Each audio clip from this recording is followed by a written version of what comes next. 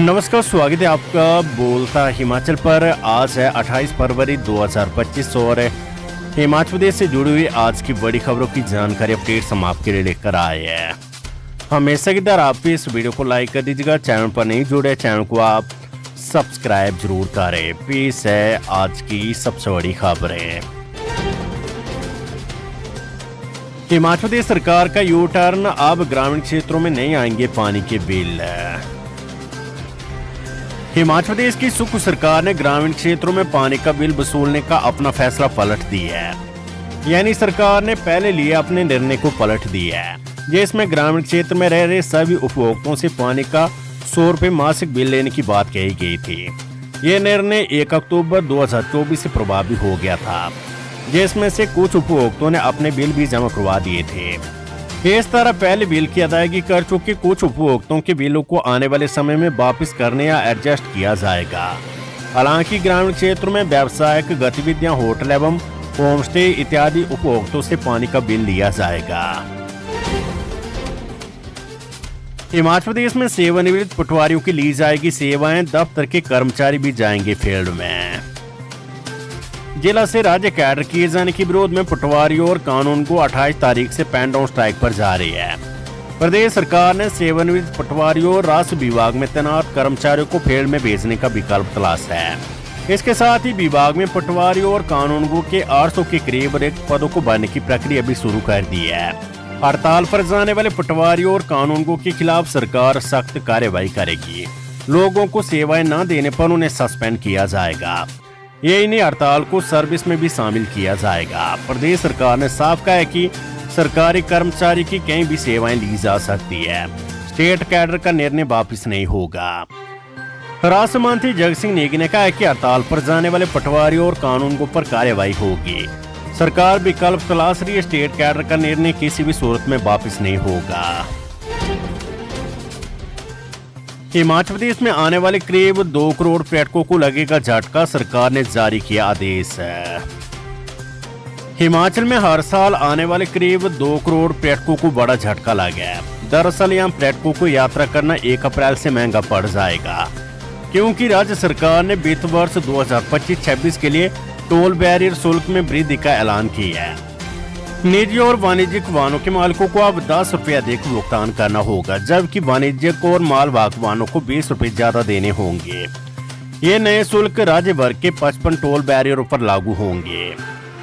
राज्य के उत्पाद शुल्क और कर विभाग ने विभिन्न प्रकार के वाहनों के लिए टोल शुल्क में वृद्धि की है। नए शुल्क के अनुसार निजी वाहन मालिक अब 70 रुपये का शुल्क चुकाएंगे, जो पहले 60 था।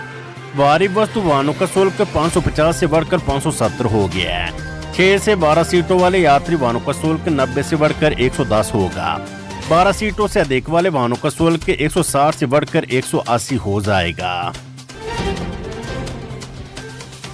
हिमाचल प्रदेश में अनुबंध सेवा काल का वरिष्ठ लाभ लेने वाले कर्मचारी होंगे डिमोट, रिकवरी भी होगी। हिमाचल प्रदेश में अनुबंध सेवा काल का वरिष्ठ लाभ लेने वाले कर्मचारी डिमोट किए जाएंगे। इनसे वित्तीय रिकवरी भी होगी। 20 फरवरी से लागू हुए सरकारी कर्मचारी भर्ती एवं सेवा शर्तें संशोधन विधेयक 2024 में ये बड़ा फैसला हुआ है। कर्मचारी अपनी सेवाओं के नियमितीकरण की तिथि से सेवा लाभ के हकदार होंगे। नियमित सेवा के अलावा अन्य सेवा के लिए पहले से दिए गए सेवा लाभ इनसे वापस लिए जाएंगे। शिक्षा विभाग ने इस बाबत आदेश भी जारी कर दिए। वहीं अन्य विभाग भी इस बाबत आदेश जारी करने की तैयारी में है।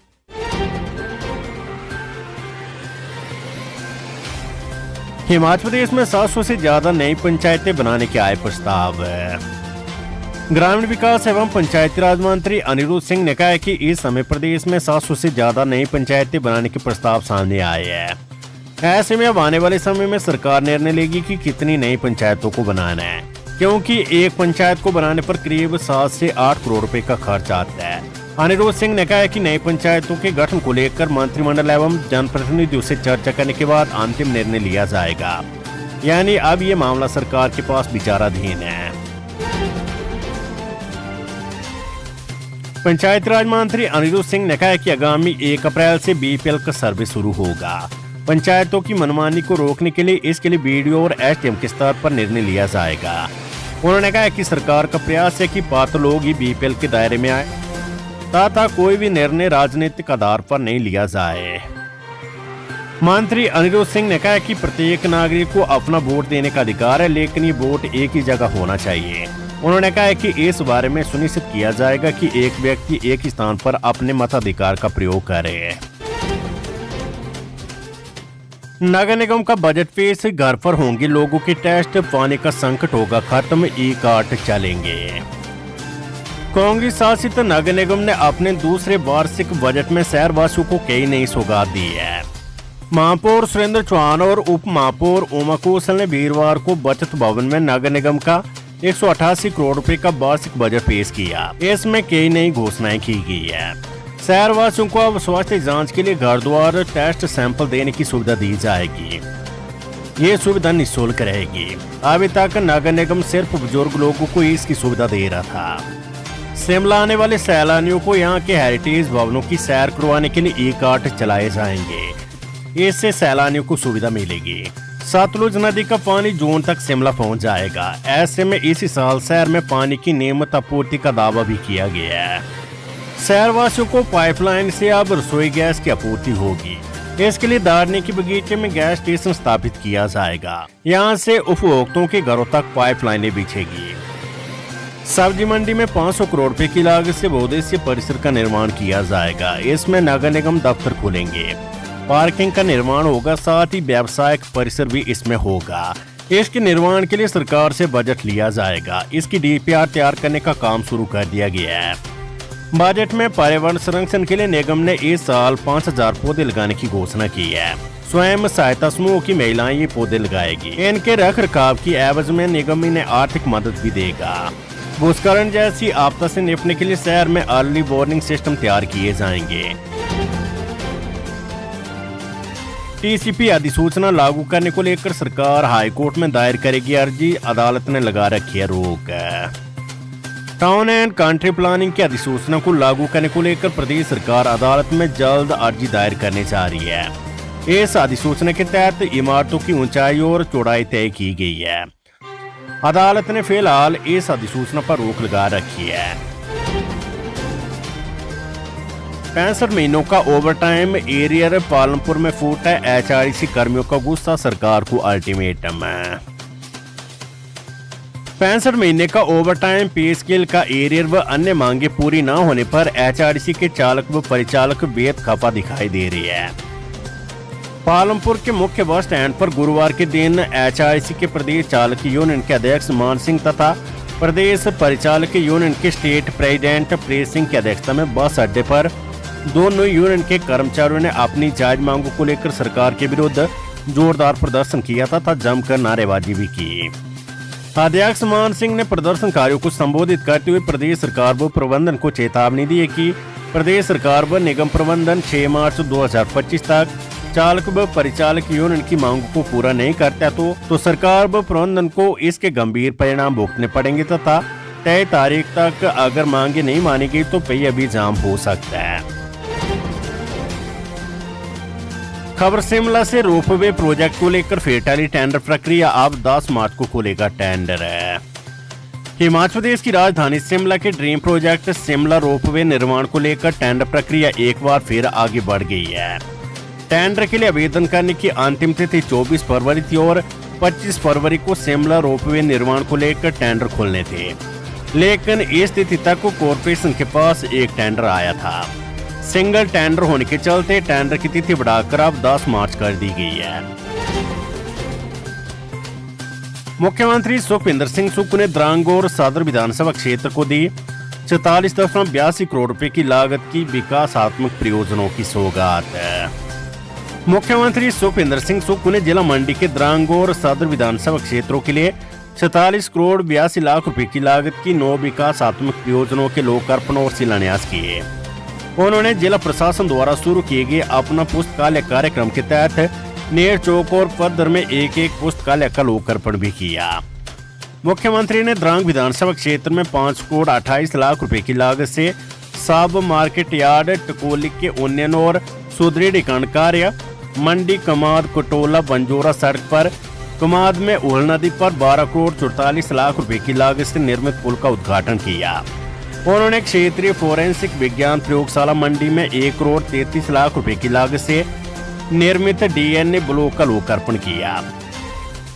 उन्होंने गणपति मार्ग में गणपति नाले पर 2,08,00,000 रुपए की लागत से निर्मित पुल तथा रंधाड़ा से अलातू वया चचोला सड़क पर 3,15,00,000 रुपए की लागत से निर्मित पुल और मंडी में 3,82,00,000 रुपए की लागत से निर्मित खंड विकास कार्यालय भवन का उद्घाटन भी किया।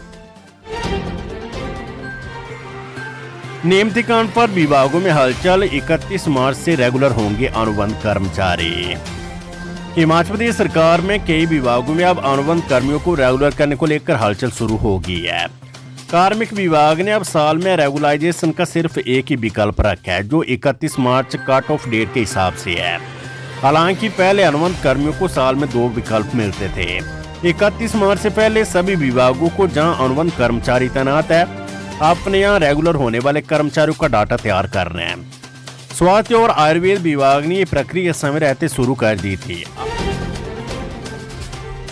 100 करोड़ रुपए से 2 वर्षों में पूरा होगा मंडी सेव धाम का निर्माण, देवताओं के नजराने में 5% की बढ़ोतरी।